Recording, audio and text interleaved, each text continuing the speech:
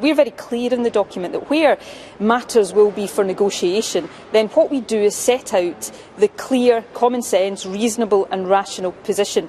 Not just positions that are in the best interests of Scotland, but positions that will be in the best interests of the rest of the UK. I mean, if you take currency, for example, one of the big issues in this debate, then what we are saying in terms of a shared currency would be in Scotland's best interest, there's no doubt about that, but it would also be in the best interest of the rest of the UK. Scotland is the rest of the UK's second biggest trading partner, export around about £60 billion of goods into Scotland every year. It would make no sense for a Westminster government to force its own businesses into a separate currency when Scotland doesn't want to be in a separate currency. We also make a substantial contribution to the UK's balance of payments through principally oil and gas. If you remove that from the balance of payments, it leaves a rather big hole which would undermine sterling. So there's a mutual shared interest here. What if others don't agree with you? You've got no backup plan here. There's no guidelines for the electorate to say, well, if they don't agree, then this is what we'll do.